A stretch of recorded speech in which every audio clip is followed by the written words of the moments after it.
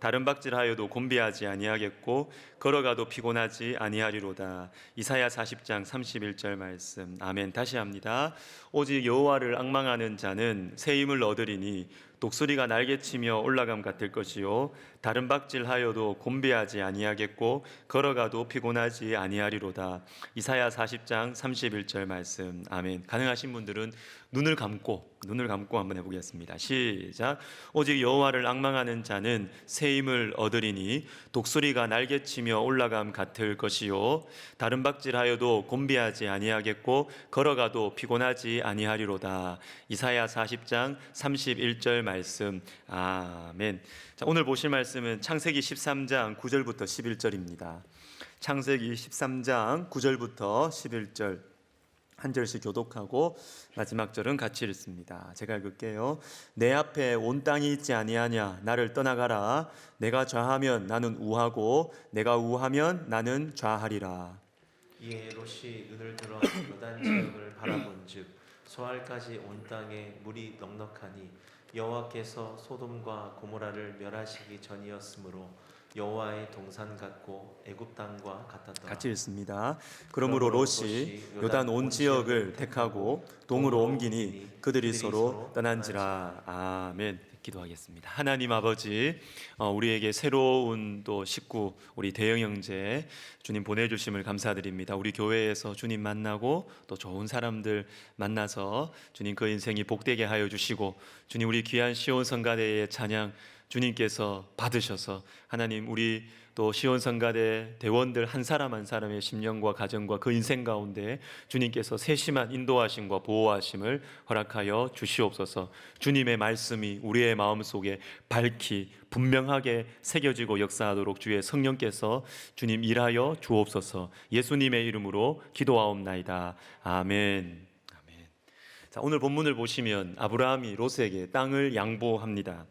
바로 앞 12장에서는 자기 살려고 아내를 팔아버린 사람이 오늘은 땅을 양보하고 있습니다. 자라난 것이죠. 만약 애굽으로 내려가기 전에 이 상황이 생겨났다면 양보하지 않았을 것입니다. 왜냐하면 말씀에 대한 잘못된 적용이 12장 가운데 있기 때문입니다. 12장 7절을 보시면 여호와께서 아브라함에게 나타나 이르시되 내가 이 땅을 내 자손에게 주리라 하신지라. 자손을 주신다고 하셨으니까 내가 죽으면 안 되죠. 그리고 땅도 약속하셨으니까 땅을 양보하면 안 되는 것입니다. 자손에 대한 이 약속의 말씀 때문에 내 생명 지키려고 수단과 방법을 가리지 않았던 사람이기 때문에 땅도 양보하지 않았을 것입니다. 롯, 내가 너보다 나이 많잖아. 내가 어른이잖아. 그리고 내가 이제까지 너에게 아비처럼 얼마나 많은 은혜를 베풀었어. 나는 땅 양보 못해. 어떤 명분과 이유를 달아서라도 땅을 양보하지 않았을 것입니다. 말씀을 이루기 위해서 수단과 방법을 가리지 않는 것이죠. 여러분, 여기에서 우리가 분명하게 하셔야 할 것이 있습니다. 그것은 땅과 자손을 주시겠다고 약속하신 하나님께서 그 말씀도 이루어 가실 것이다 라는 것입니다. 여기에서 헷갈려서 신앙을 가지고 있어요. 그건 분명해요. 또 목표도 성경적이에요. 하나님께서 또 그 목표를 여러 가지 체험을 통해서 주신 건 맞아요. 그렇지만 하나님의 마음을 아프게 해드리는 경우가 있습니다. 여러분 잊지 마십시오. 말씀하신 분이, 그 목표를 보여주신 분이, 나에게 소원을 주신 분이 또한 그것을 이루어 가신다는 것을 믿으시기를 바랍니다. 이 믿음이 없으면 하나님의 뜻이기 때문에 수단과 방법은 내 마음대로 해요. 하나님의 뜻이기 때문에 이루는 것은 수단과 방법을 가리지 않게 된다는 것이죠. 이게 하나님의 마음을 얼마나 아프게 하는지 모릅니다. 그러면 여러분 우리는 가만히 있어야 됩니까? 하나님 이루신다니까. 아니죠. 이루어가는 과정에서 하나님께 물어보셔야 한다라는 것입니다. 시작도 중요하고 그 결과 열매도 중요하지만 더 중요한 것은 과정이에요. 과정이에요. 하나님의 말씀은 시작 속에 과정이 들어있고, 하나님께서 너 참 잘했다 이렇게 선하게 보시는 결과는 우리의 겉모습 아니에요. 우리가 나타냈던 어떤 성과 아니에요. 그 성과 속에 과정이 들어있습니다. 과정이 들어있습니다. 정확하게 이야기하자면 하나님의 뜻보다, 하나님 우리에게 주신 그 말씀보다, 하나님 우리에게 주신 그 사명보다 더 중요한 것은 하나님 그분이에요. 하나님 그분이에요. 이러한 상황이 자주 발생합니다. 아브라함 신앙의 최고봉인 창세기 22장 이삭을 바치는 사건도 똑같습니다. 하나님께서 100세의 아들을 주셨죠. 그런데 이 100세에 주신 아들 달라고 합니다. 달라. 이전 같았으면, 창세기 12장 같았으면 어림도 없습니다. 안 줍니다. 왜? 하나님께서 약속하신 말씀, 자손을 주시겠다고 약속하셨기 때문에 이 자손은 내가 지켜야 됩니다. 내가 지켜야 되는 것이죠. 내가 이루어야 합니다. 그런데 여러분, 이 사건의 결론인 두 말씀을 읽어드리겠습니다. 내가 이제야 내가 하나님을 경외하는 줄을 아노라. 히브리서 11장, 그가 하나님이 능히 이삭을 죽은 자 가운데서 다시 살리실 줄로 생각한지라. 이삭이 죽으면 하나님의 약속이 무너집니다. 인간적인 생각이죠. 그러니까 내가 지켜야 돼. 내가 하나님의 약속을 지켜야 돼. 하나님도 내가 책임져야 돼. 내가 하나님보다 더 높이 있어요. 이것이 12장의 아브라함이에요. 12장의 아브라함이에요. 그런데 22장에 가면 이삭을 주신 분이 이삭을 달라고 하는 거예요. 이때 드립니다. 왜냐하면 내가 하나님을 경외하는 줄을 아노라. 하나님을 경외하는 줄을 아노라. 하나님을 믿었던 것이죠. 하나님의 뜻보다, 하나님 주신 사명보다 하나님 그분을 믿었던 것입니다. 그리고 히브리서 11장에 다시 살리실 줄로 생각한지라. 말씀하신 분이, 주신 분이 달라고 하시면 뭔가 생각이 있겠지. 이렇게 이게 신앙입니다. 뭔가 생각이 있겠지. 주님께는 무슨 답이 있겠지. 이게 중요합니다, 여러분. 이게 내 머리로는 답이 안 나와요. 아무리 머리 돌리고 계산해도 이삭을 숨기는 방법 외에는, 아내를 포기하는 것 외에는, 땅을 내가 차지하는 것 외에는 하나님의 말씀을 지킬 길이 없어요, 내 머릿속에는. 그런데 여러분, 말씀하신 분이 말씀을 이루어 가실 것입니다. 하나님께는 다 생각이 있는 것입니다. 이것이 바로 성숙한 신앙이에요.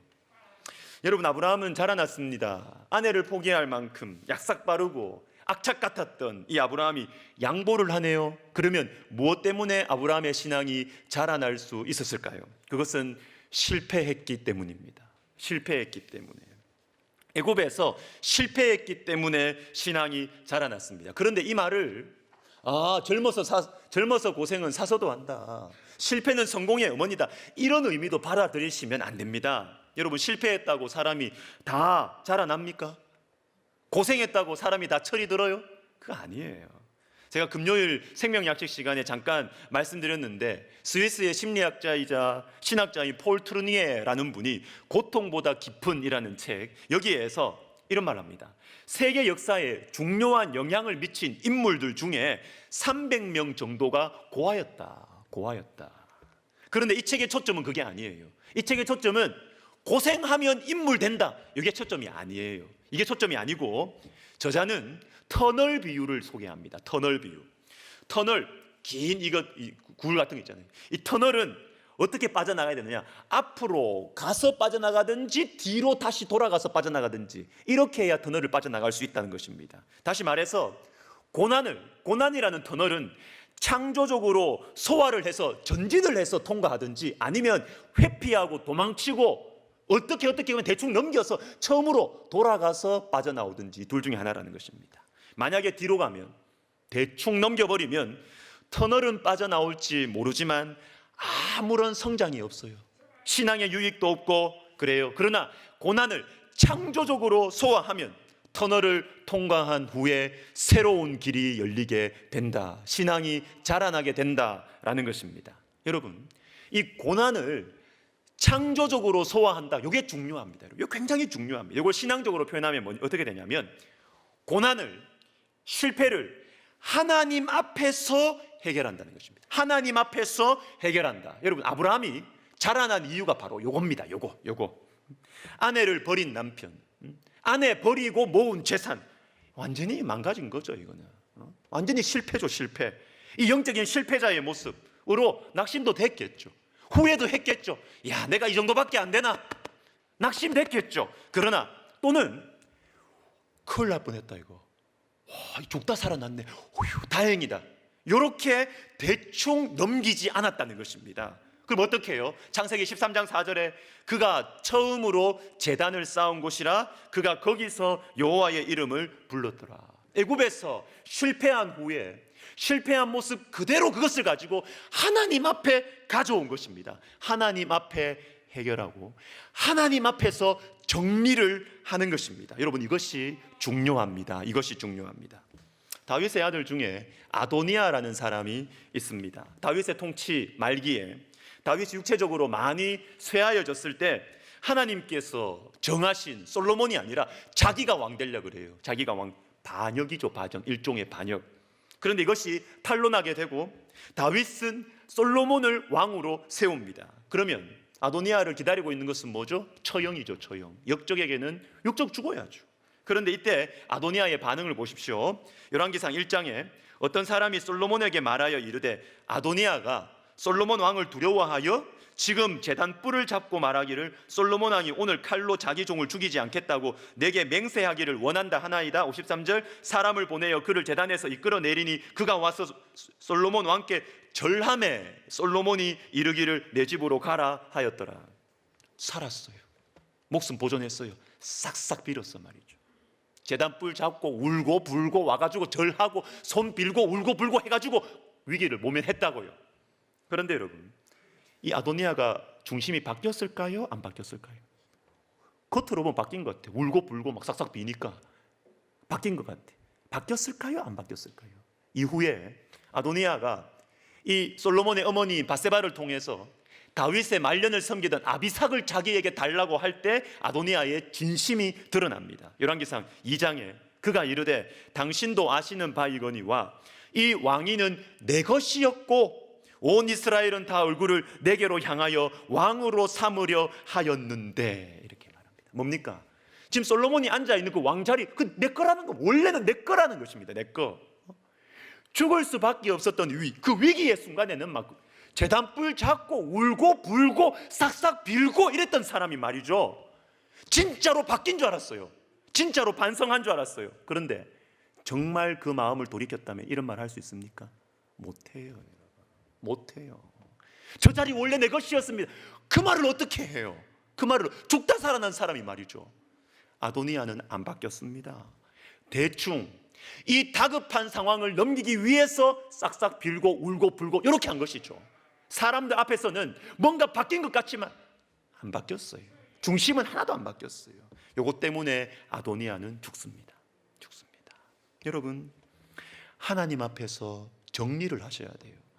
사람 앞에서 막 빌고 울고 막 절하고 한 번만 용서해달라고 다시는 안 그러겠다.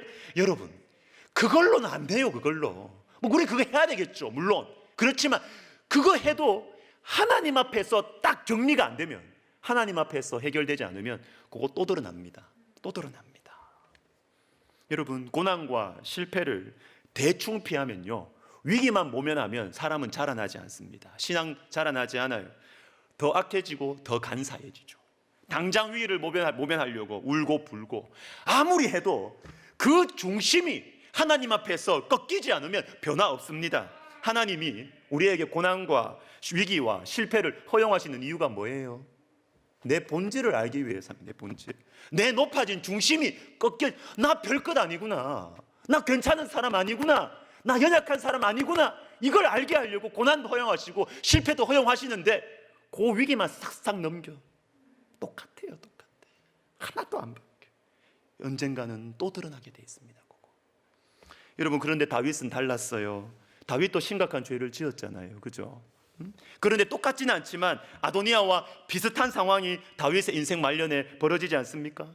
열왕기상 1장에 이스라엘 사방 영토 내에 아리따운 처녀를 구하던 중 수넴 여자 아비삭을 얻어 왕께 데려왔으니 이 처녀는 심히 아름다워 그가 왕을 받들어 시중 들었으나 왕이 잠자리는 같이 하지 아니하였었더라. 밧세바의 범죄를 다시 반복하지 않는 것입니다. 왜 그럴까요? 왜 그럴까요? 왜 다윗은 변화되었을까요? 시편 51편이죠.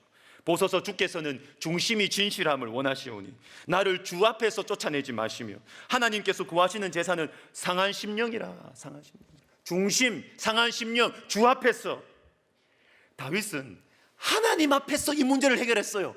여러분, 인간적으로 보면 다윗은 처벌받지 않습니다. 다윗이 그 죄를 지었다고 해서 최고 권력자를 누가 건드려요? 다윗은 처벌받지 않습니다. 나 잘못 없다 이렇게 해도 됩니다. 그런데 다윗은 이 문제를 하나님 앞에 가져가서 하나님 앞에 싹싹 비는 거예요. 사람은 뭐라고 못해요. 그러나 하나님 앞에서 이 문제를 해결하고 이 문제를 정리하는 것입니다. 그래서 다윗은 중심이 꺾여서 아는 거죠. 나의 본질은 골리앗을 싸워서 이긴 그 믿음의 용사가 나의 본질이 아니구나. 나는 이런 죄를 지을 수밖에 없는 쓰레기구나. 나는 쓰레기구나. 광야 생활 10여 년을 왕과 맞서서 통과했던 그 믿음의 사람이 나의 본질이 아니고, 통일 이스라엘의 초대 왕, 이 위대한 지도자가 나의 본질이 아니고, 이런 엄청난 죄를 짓는 이 쓰레기 같은 인생이 나구나. 자기 본질을 아는 것이죠. 여러분, 우리가 고난과 실패 가운데 내가 꺾이고 내 본질을 알아갈 때, 바로 이때 우리 속에 역사가 일어나는 것입니다. 이게 바로 하나님 앞에서 해결한다라는 것입니다. 바로 여러분, 이게 될 때 우리의 신앙이 자라나요. 고생한다고 사람 다 되는 거 아닙니다. 하나님 앞에서 해결을 해야 됩니다. 이걸 보고 성경은 자기 부인이라고 해요. 예수님 말씀하시죠. 아무든지 나를 따라오려거든 자기를 부인하고 자기를 부인할 때 예수님을 따라갈 수 있다라는 것입니다. 주님은 나의 최고봉 1월 15일자에 이런 내용이 있습니다. 여러분 읽고 계시죠? 이럴 줄 알았습니다. 오늘부터 하시면 됩니다. 오늘부터 다시 이런 내용이 있습니다. 당신에게는 당신의 무덤이 있습니까? 그 누구도 옛사람이 죽는 무덤을 지나지 않으면 온전한 거룩의 체험에 들어가지 못합니다. 반드시 무덤이 있어야 됩니다. 이 무덤만이 부활로 이어집니다. 그것은 주 예수 그리스도의 생명으로 가는 부활입니다. 여러분 잘 들으세요. 주무시는 분들도 일어나셔요. 이게 기독교 신앙의 너무나 중요한 부분이 여기 들어있어요. 여러분, 예수 믿고 좋은 일하고 예수님 믿고 봉사하고, 여러분 그건 두 번째, 세 번째라고요. 제가 계속 말하잖아요.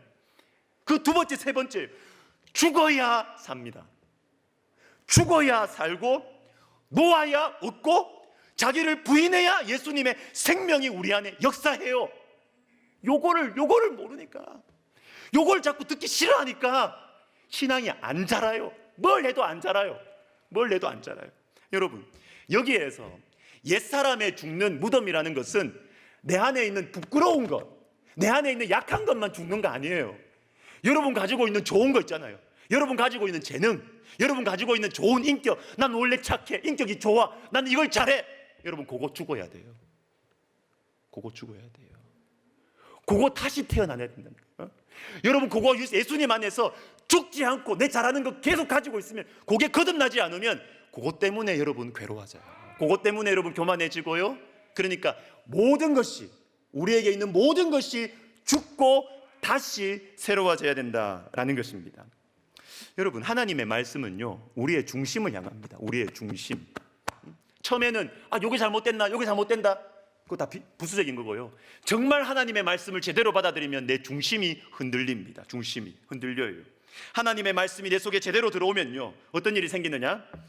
내 것이라고 여겼던 것이 흔들려요. 내 능력, 내 가족, 내 자신, 내 재물, 이거 내 거 아니구나. 그러니까 하나님 말씀이 들어오면 회개가 일어납니다. 나쁜 짓 안 했어도 말씀이 딱 들어오면 이거 내 거 아니었네. 회개가 일어나는 것입니다. 그리고 고난과 실패를 통해서 나의 고집이 꺾일 때, 고난과 실패를 통해서 나의 고집이, 나의 어떤 이 자부심, 자신감, 이게 꺾이면 성경이 재밌어집니다. 여러분 성경 지루하죠? 성경 읽기 지루하죠? 여러분 우리 속에 교만이 딱 꺾이면 성경이 열립니다. 성경이 믿어지기 시작하고 재밌기 시작합니다. 여러분 이것이 바로 성경이 말하는 자기 부인이에요. 바로 여기에서 예수님의 생명이 역사하기 시작하는 것입니다. 이제까지 알지 못했던 사랑의 마음, 용서의 마음, 평안의 마음이 내 속에 들어와요. 내가 꺾여야 돼요. 자아의 죽음, 자아의 부인을 통해서 저와 여러분 이 땅에서부터 천국을 누리기 시작하는 것입니다. 여러분, 영성이 뭘까요? 영성. 아, 저분이 영성이 있다. 아, 저분이 참 영성 좋다. 도대체 영성이 뭐예요? 대단한 거 아닙니다, 여러분. 뭐 신비적인 어떤 기적 이거 아닙니다. 그게 본질이 아니에요. 영성은 예수님의 향기예요. 예수님의 향기예요. 예수님의 이름을 가지고 뭘 하고 여러분, 그게 영성의 핵심이 아니에요. 예수님의 향기예요. 예수님의 향기. 함께 있으면 예수님의 향기가 느껴지는 것입니다. 그런데 여러분, 이 영성이 어떻게 만들어질까요? 영성이. 방언기도 하면 영성이 좋은 겁니까? 여러분, 성경을 많이 알면 영성이 좋은 거예요? 전도와 선교를 많이 하면 영성이 좋은 거예요? 아닙니다, 여러분. 부족하지만 제가 성경과 여러 믿음의 선배들과 책들과 목회 생활을 하면서 점점 더 분명해지는 것이 있습니다. 그것은 영성은 자기 부인하는 것에서 만들어집니다. 영성은 자기 부인에서 만들어져요. 져주는 것에서, 오늘 본문처럼 양보하는 것에서 영성이 생겨나는 것입니다. 사람들에게는 손해보고 하나님의 축복을 받는 거예요. 사람들에게는 무시받고 하나님의 위로를 받는 것입니다. 그 과정들이 반복되면서 영성이 조금씩 생겨나는 것입니다. 여러분 주변에 저분이 지금 이 상황은 자존심이 상해야 되는 상황인데 자존심이 상하는 일을 당했는데도 이분이 기도하면서 잘 감당해내요. 기도하면서 이걸 막 져줘요. 부당한 대우를 받는데도 기도하면서 감당하는 사람들 보면 여러분 어떤 생각 드십니까? 기대가 안 되세요? 저는 그렇습니다. 그런 분들 보면 지금 당장은 막 어떻게 막 도와드리고 그럴 수는 없어요, 그죠? 상황적으로. 그렇지만 제 마음 속에는 하나님께서 저분 사랑하시는구나. 저분 귀한 분이다. 언젠가 기회가 될 때 어떻게든 한번 도와드리고 싶다. 기대가 마음속에 막 생겨요. 그러나 여러분, 만약에 저와 여러분이 계속 이겨보세요. 하여튼 앉아. 하여튼 뭐 있으면 앉아. 교회에서 계속 이겨. 계속 이겨요. 그래서 저 사람 건드리면 큰일 난다. 그렇게 살아보세요, 여러분. 그러면 사람에게 이기고 하나님께 져요. 사람에게 이기고 하나님 잃어버리는 것입니다. 여러분, 그러면 영성이 생겨나지 않아요. 예수님 향기 없어요. 똑똑한데 예수님 향기 없습니다. 딱히 잘못하는 것은 없는데 예수님의 향기가 느껴지지 않는 것입니다. 사랑하는 여러분, 영성은 자기 부인할 때 생겨나는 것입니다. 양보할 때 예수님의 향기가 우리 안에 생겨나는 것입니다. 그러면 우리 한 가지만 더 생각해 보겠습니다. 자기 부인, 자아의 죽음, 나를 이렇게 비우는 것, 이것만 하면 되냐? 그러면 기독교가 다른 종교하고 뭐가 차이가 나냐 이거? 명상하고 수행하고 자기 비우고 이거 뭐 다른 종교하고 차이가 뭐냐? 좋은 질문입니다. 좋은 질문. 자, 여기에서 우리는 사람들의 어떤 사상이나 수행의 결과물인 다른 종교의 경전들과 다른 온 천지 만물을 창조하시고 지금도 살아계신 하나님의 말씀인 성경이 자기 부인의 뿌리를 뭐라고 설명하시는지 생각해 보아야 합니다. 여러분, 사람이 행동을 변화시키고 행동을 시작하게 되는 원인이 두 가지가 있는 것 같아요. 두려움과 사랑입니다. 두려움과 사랑. 이렇게 하지 않으면 내가 손해볼 것 같아. 내가 이렇게 안 하면 다칠 것 같아. 이 두려움 때문에 사람이 어떤 행동을 하죠. 큰 사고를 겪은 다음에 사람이 두려워서 그 행동을 안 해요. 그 근처도 안 가요. 두렵죠. 그리고 무서운 사람이 말을 무섭게 명령을 하면 복종을 합니다. 두려움 때문에. 그리고 동료에 대한 질투심 때문에 어떤 행동을 한다? 그것도 두려움 때문이죠. 그런데 또 하나, 너무 좋아하면 해요. 우리 애들 게임을 너무 사랑하니까 게임을. 사랑하면 합니다, 그거. 사람 행동이 그렇게 가요. 여러분, 아브라함이 달라진 이유, 아브라함이 이전과 달리 양보할 수 있었던 이유는 두려움과 사랑 때문입니다. 여러분, 예수 믿는다고 마음이 그냥 다 비워지는 게 아니에요. 천사가 되는 게 아니에요. 두려움과 사랑은 여전히 남아 있습니다. 그런데 좀 더 정확하게 이야기하면 아브라함이 달라진 이유, 그것은 두려움과 사랑의 대상이 바뀐 것입니다. 두려움과 사랑의 대상이 바뀐 것입니다. 오늘 본문 이전에도 아브라함은 내가 아끼고 내가 집착하는 자식과 생명과 땅은 내가 지켜야 된다는 두려움과 사랑이 있었습니다. 그런데 중요한 것은 두려움과 사랑의 대상이 바뀌어버렸어요. 대상이 바뀌어버린 것입니다. 내가 버린 아내를 하나님께서 건져주십니다. 부끄러운 내 모습을 하나님 앞에 그대로 가지고 나아가면서 아브라함은 하나님을 두려워하게 되었고 하나님을 사랑하게 된 것입니다. 생각이 바뀐 것이죠. 기준이 바뀐 것이죠. 눈이 바뀐 것입니다. 아, 하나님이 가장 강하시구나. 하나님이 우리 가정을 가장 사랑하시는구나. 하나님을 두려워하게 되고 하나님을 사랑하게 된 것입니다. 그렇기 때문에 아브라함의 행동이 바뀌어진 것이죠. 좀 전에 봤던 아브라함의 신앙의 최고봉인 창세기 22장 12절을 다시 보세요. 그 아이에게 내 손을 대지 말라. 그에게 아무 일도 하지 말라. 내가 내 아들 내 독자까지라도 내게 아끼지 아니하였으니 내가 이제야 내가 하나님을 경외하는 줄을 아노라. 자, 여기에 나오는 경외하다라는 것이 사랑과 두려움의 합체입니다. 사랑과 두려움의 합체예요. 아브라함이 어떻게 이삭을 바칠 수 있었을까? 그것은 하나님을 가장 두려워했기 때문에, 하나님을 가장 사랑했기 때문에 자기 부인 할 수 있었던 것입니다. 여러분, 성경적인 자기 부인은 내가 착해서 내 인격이 훌륭해서 나를 포기하고 비우는 것이 아니에요. 그러면 또 자기 의가 됩니다. 내가 얼마나 훌륭한지 이렇게 생각이 돼요. 성경적인 자기 부인은 두려움과 사랑의 대상이 바뀌는 것입니다. 대상. 사람보다 하나님을 두려워하는 것. 내가 정이 많아서가 아니고 재물과 명예보다 하나님을 사랑하기 때문에 나의 것을 내어드릴 수가 있는 것입니다. 눈이 바뀌고 생각이 바뀐 것이죠. 이것이 바로 신앙의 성장입니다. 마지막으로 우리 주 예수님을 보십시다. 히브리서 12장 2절 우리 같이 한번 읽어볼까요? 시작. 믿음의 주요 또 온전하게 하시는 이 예수를 바라보자.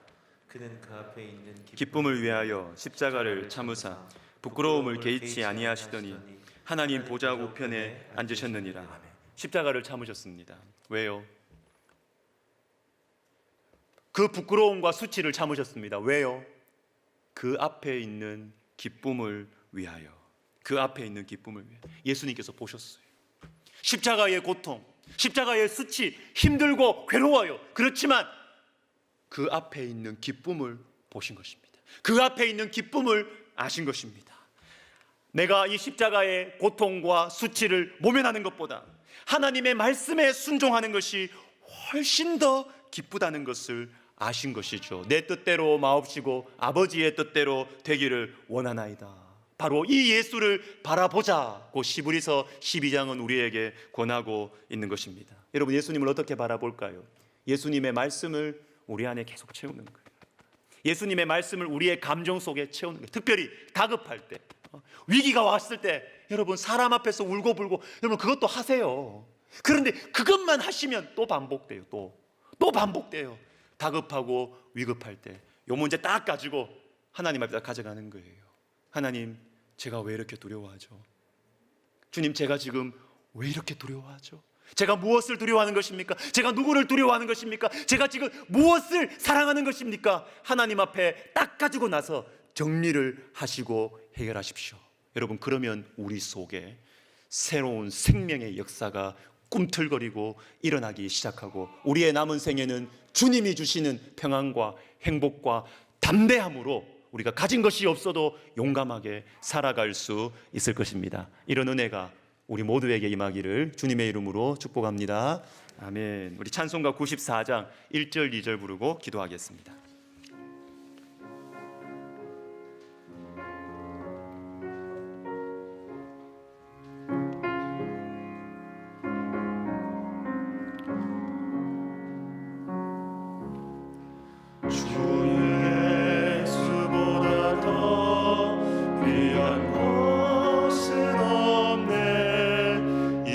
세상 부귀와 바꿀 수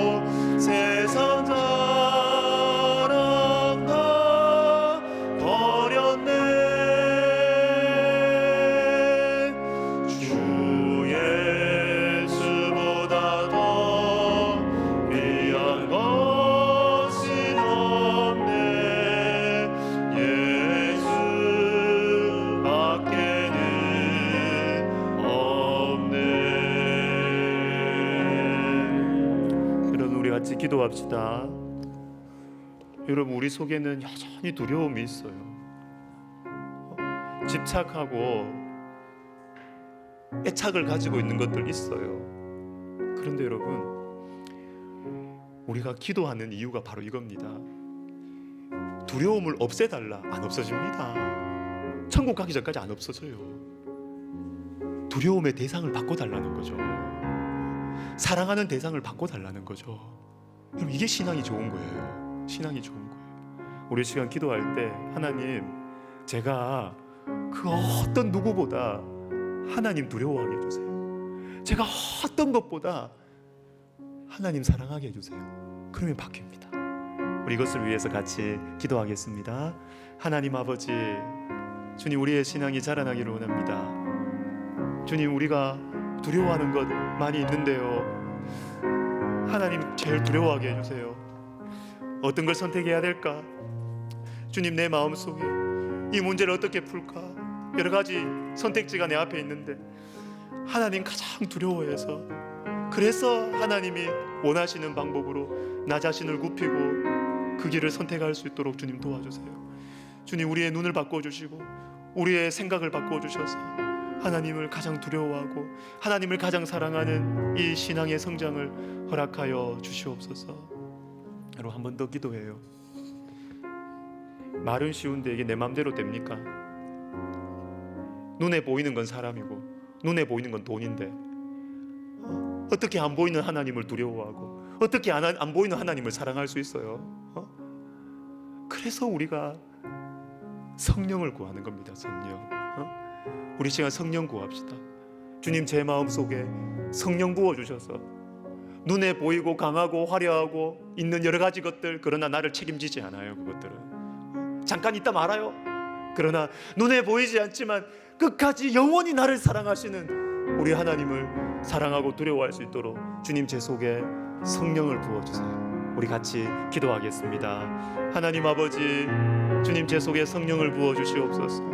주님, 저의 생각은 너무나 육적이고 내 육의 눈으로 보는 것이 전부인 것처럼 주님, 그렇게 보고 살아갑니다.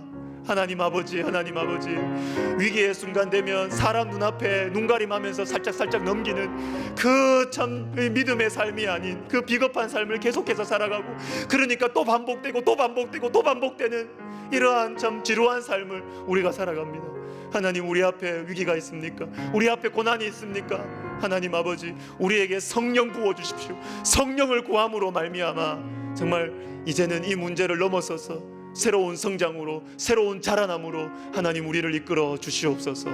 주님, 성령 부어 주시옵소서. 예수님의 이름으로 기도드립니다.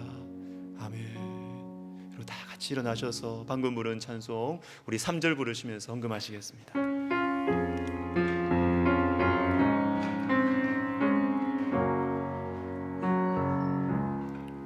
주 예수보다 더 귀한 것은 없네. 이 세상의 것과 바꿀 수 없네. 그 옷과 비방이 몰려와도 주 섬기는 내 맘 변치 않아. 세상 즐거움 다 버리고 세상 자랑 다 버렸네.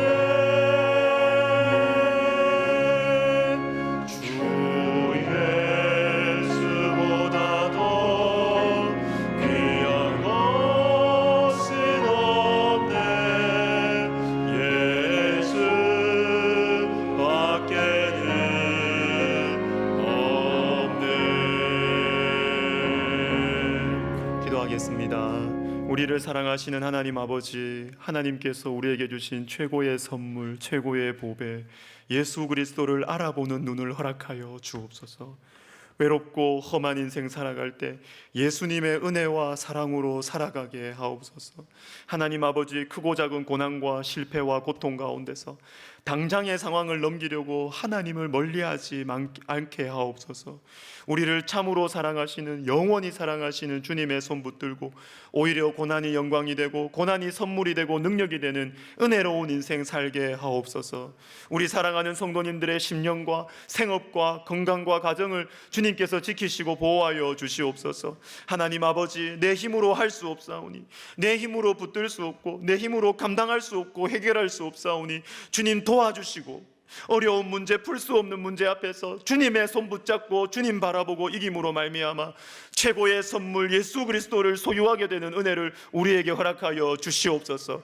하나님 아버지, 우리 어르신들 건강 지켜주시고 그 마음의 고독함을 주님께서 위로하여 주시며, 사랑하는 자녀손들 그 앞길을 인도하여 주시고 만남의 축복을 허락하여 주시며, 나의 주 나의 하나님을 만나는 인생 최고의 축복을 베풀어 주시옵소서. 작은 예물을 드립니다. 이 예물 안에 하나님을 향한 사랑과 우리의 소원, 간절한 소원을 담았습니다. 주님 받아주시고 주님의 영광이 나타나는 방식으로 응답하여 주시옵소서. 이제는 우리 주 예수 그리스도의 은혜와 하나님 아버지의 사랑과 성령의 감동, 감화, 위로, 교통하심이 고통과 실패 가운데 오히려 예수님을 얻는 영적인 지혜와 축복으로 남은 인생 살아가기를 원하는 이 자리에 있는 모든 영혼들과 온라인으로 예배드리는 모든 영혼들 머리 위에, 그리고 우리 주님께서 주시는 마음, 주님께서 말씀하신 그 음성에 순종하는 마음으로 한국교회를 사랑하고 섬기고 복음의 능력, 성령의 능력 흘려보내는 은혜와 축복의 통로 되기를 소원하는 우리 백석학원과 백석총회 위에 이제로부터 영원토록 함께 있을지어다. 아멘.